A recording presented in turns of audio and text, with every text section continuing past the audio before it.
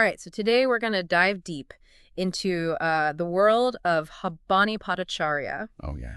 this Indian writer whose books offer, I think, like a really powerful lens for understanding India in the 20th century. Yeah, fascinating stuff. The sources that you gave me paint such an interesting picture of his life and like the core ideas he explored in his writing and, of course, his major works. Definitely. So what we're going to try to do today is unpack why his writing is still relevant today, why it's insightful, and hopefully give you like a crash course in understanding his contributions to literature. Yeah, and the cool thing is that Bhattacharya's novels are more than just historical stories, right? Yeah. They actually help us understand how those challenges and changes back then still shape the world we live in today. Absolutely. So let's start with like who he was, right? Bhabani Bhattacharya lived from 1906 to 1988. Okay. He was born in Bengal during a time when India was under British rule, and he got his bachelor's degree in India from Patna University, and then he went on to get his PhD from the University of London. Now, this is where it gets interesting. While he was in London, his tutor was Harold Lasky, you know, the super well-known political thinker. Oh, yeah, I know Lasky. And Lasky, along with Tagore the poet and Mahatma Gandhi, they become major influences on Bhattacharya's writing. Yeah, and I think if we like zoom out and look at the bigger picture, right, these influences actually give us a key to understanding the social and political undercurrents in a lot of his books. Totally. You know, Lasky's political ideas, Tagore's focus on like the human condition, and then Gandhi's philosophy of nonviolent resistance. All of that is kind of woven into his stories. Yeah, it all comes together. Yeah. And what's interesting, too, is that his time in London wasn't all spent in, like, you know, classrooms and libraries. Bhattacharya was actually quite involved with Marxist groups. Oh, really? And he was very active in the League Against Imperialism. Oh, interesting. He even translated Tagore's The Golden Boat, which I think shows this early connection he had to, like, Indian literature and his own culture. Now, when we talk about his writing style, he's often categorized as social realism in Indo-Anglican literature. Okay. So what does that mean for someone like Bhattacharya? Well, I mean, social realism in literature is basically about telling stories that show the lives and struggles of everyday people, right? Right. Often highlighting social problems and inequalities. And when we say Indo-Anglican, we're simply talking about literature written in English by Indian authors. Okay. What makes Bhattacharya unique is his pedagogical approach to writing. Okay, pedagogical approach. Yeah. That still sounds a bit like academic jargon. Yeah. How did he make that real for his readers? So imagine he wants to talk about a big social problem, right? Instead of just explaining it in a theoretical way, he creates vivid and relatable situations and characters that really embody the problem. Gotcha. It's like he's using storytelling as a way to teach, making these complex social and political ideas feel real and understandable. So it's not just about telling a good story, there's like a lesson embedded in it. Exactly. Okay, that makes sense. Now let's look at some of the big themes that keep coming up in his work. Social justice and inequality are obviously huge, and for that we got to talk about so many hungers. His book, published in 1947, A powerful book. sounds incredibly powerful. So Many Hungers is a prime example of his concern with social justice. Okay. The novel takes place during the Bengal famine of 1943 and the Quit India movement. Right. And what's really striking is how Bhattacharya shows the different layers of exploitation, not just by the British colonial government, but also by wealthy Indian landowners who actually profited from the suffering. Oh, wow.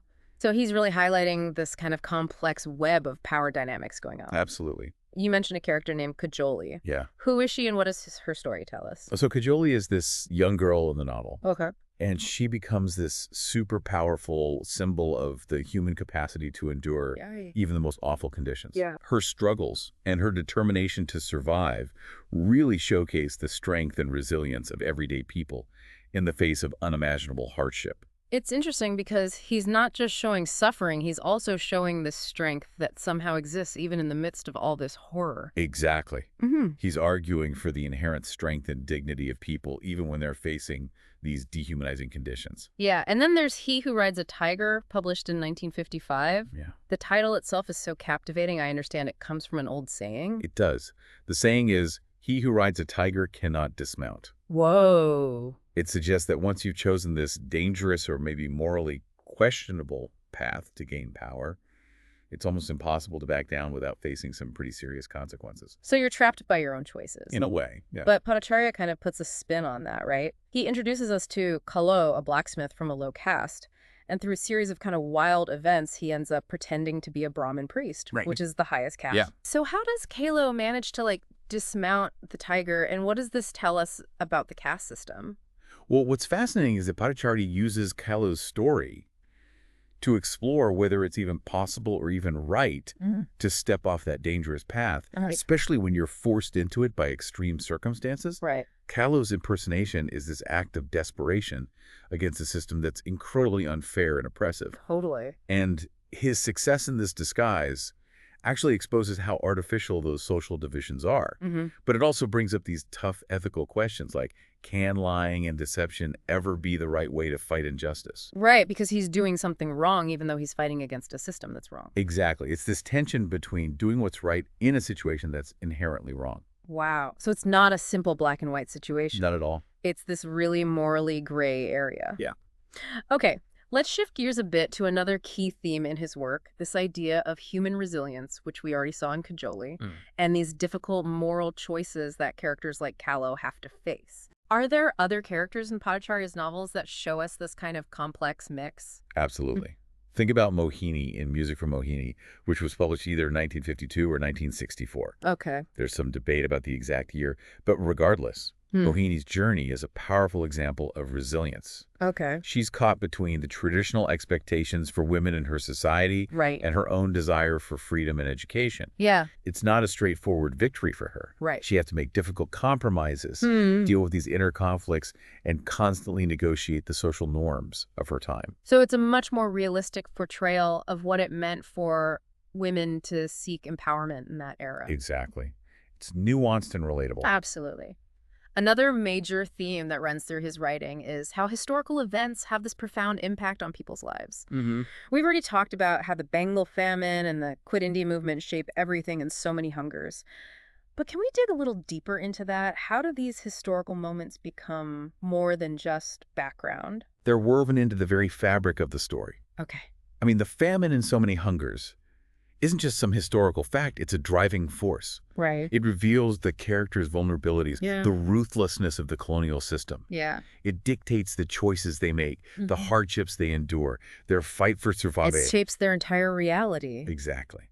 And similarly, the Quit India movement provides this context for resistance and the growing hope for independence, Right. which in turn shapes their dreams and their understanding of their place in a changing nation.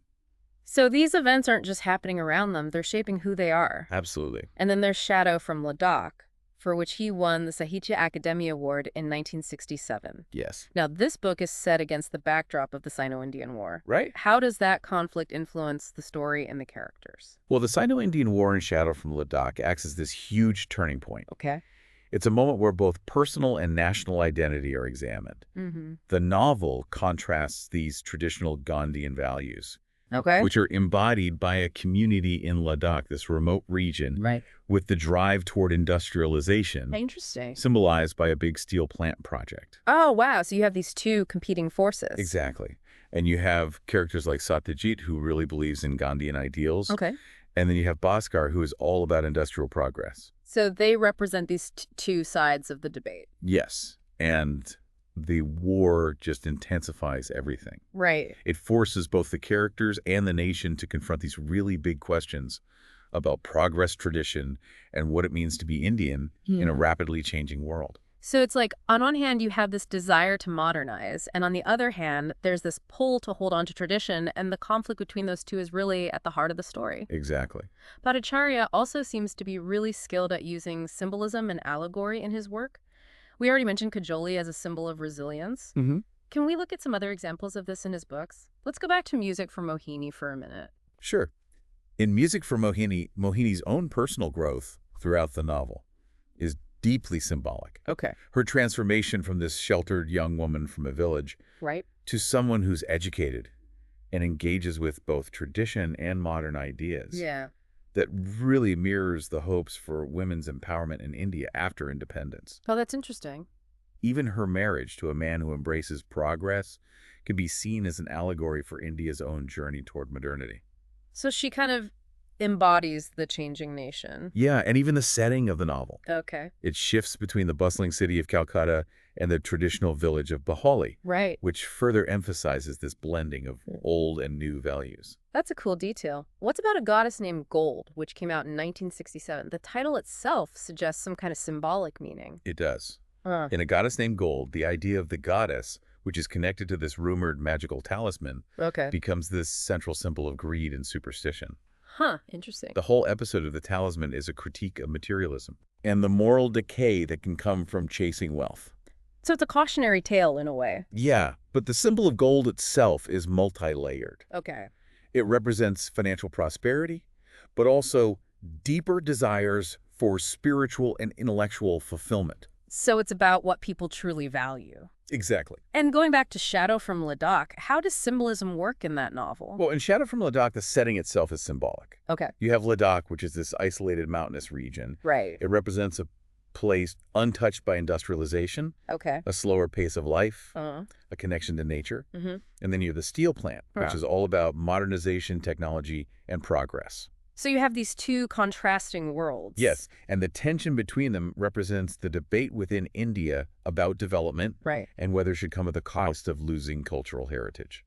That makes sense. And the shadow in the title itself Yeah. could be seen as representing the potential downsides of modernization. Exactly, the threat it poses to traditional ways of life. Wow. It's amazing how he layers all these meanings into his stories. Now let's focus on the theme of colonialism and how it shaped post-colonial identity. Mm-hmm. We've already touched upon how the struggle for independence plays a role in some of his novels, Right. but how does he specifically portray the impact of colonialism? Well, and then so many hungers. His portrayal of the British administration is very critical. Okay. They're depicted as a system driven by profit, Mm-hmm. and their policies are shown to have directly worsened the famine. So he's not shying away from pointing fingers. Not at all. Yeah. And the Quit India movement in the novel is this crucial moment of resistance, Yeah. but it also hints at the challenges that India would face after independence. Right. Like gaining freedom is just the first step. Exactly. It's the beginning of a whole new set of challenges. And how does Shadow from Ladakh address this theme of post-colonial identity? Shadow from Ladakh grapples with the complexities of being an independent nation in a post-colonial world. Okay. The Sino-Indian War serves as a reminder of the external threats. But the central conflict in the novel, this tension between modernization and preserving traditional values, Yeah. really reflects the struggle to define national identity. It's like they're trying to figure out who they are as a nation. Exactly. Yeah. And Bhattacharya doesn't offer a simple answer. Right. He shows the different perspectives within India as it tries to find its own way. So his works offer this really nuanced understanding of India's journey through these pivotal historical periods. Absolutely. Now, thinking about his influence, are there any of his books that are particularly popular in academia? Well, So Many Hungers is definitely a frequently taught text. Okay. Its historical significance with the Bengal famine and the Quit India movement Right. makes it valuable for courses on Indian history, Yeah. the struggle for independence, Mm-hmm. colonial exploitation, Right. and social justice. It covers a lot of ground. It does, and the powerful storytelling and memorable characters really resonate with students. Makes sense. What about Shadow from Ladakh? It won the Sahitya Akademi Award, so it must have some weight in academic circles. Absolutely. The critical acclaim and the award definitely contribute to its importance. Okay. Its setting against the Sino-Indian War allows for discussions about post-independence Indian identity, Mm-hmm. the clash between Gandhian thought and modernization, Right. and India's role in the world. These are all super relevant topics. Yeah, they're key themes in modern Indian literature and post-colonial studies. What about some of his other books, like He Who Rides a Tiger Music for Mohini or A Goddess Named Gold? Those are all important works, too. Yeah. He Who Rides a Tiger critiques social hierarchies. Mm-hmm. Music for Mohini explores gender roles. Right. And A Goddess Named Gold looks at superstition and greed. So they all tackle significant issues. They do, but it seems they might not be as frequently highlighted in academic syllabi compared to So Many Hungers and Shadow from Ladakh. Okay. Maybe because those two novels deal with major historical turning points Mm-hmm. and receive more critical recognition. But they're still crucial works for understanding Bhattacharya's contributions. Definitely. Before we wrap up, let's mention some of his other notable works, just to give a fuller picture of his writing. Okay, so besides the novels we've discussed, he also wrote some memorable yesterday. Okay. Indian Cavalcade Towards Universal Man Steel Hawk, and other stories, Gandhi the Writer. A Dream in Hawaii and Socio-Political Currents in Bengal, a 19th century perspective. Wow, that's quite a list. Yeah, he shows the range of his interests and his engagement with Indian society, history, and philosophy. It's clear he was a prolific writer. So to summarize, Bhabani Bhattacharya was a writer deeply committed to exploring the social and political realities of his time. Absolutely. He used his skill as a writer to delve into some really profound and enduring issues. And what would you say are his most significant contributions? His focus on social justice and inequality, his portrayal of human resilience in the face of hardship, Yeah. his integration of major historical events into his narratives, Yeah. and his use of symbolism and allegory to explore Indian society. It's like he captured the essence of a changing India.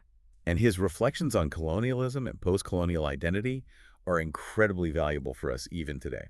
His work really does offer a lens through which we can understand not just 20th century India, but also many of the challenges we face in the world today. Absolutely. And by understanding the struggles of his characters and the issues they faced, we can gain a deeper understanding of our own world. Totally. So as we wrap up this deep dive into Bhabani Bhattacharya's work, Yeah. I want to leave you with a question to ponder. Okay. Given Bhattacharya's exploration of the tensions between tradition and modernity, how do you see those same forces at play in your own community or in the world today? That's a good question. What lessons can we learn from the struggles and adaptations of his characters as we navigate similar complexities in our own lives? It makes you think. Food for thought. It really does. So yeah, until next time, happy reading. See ya. Bye.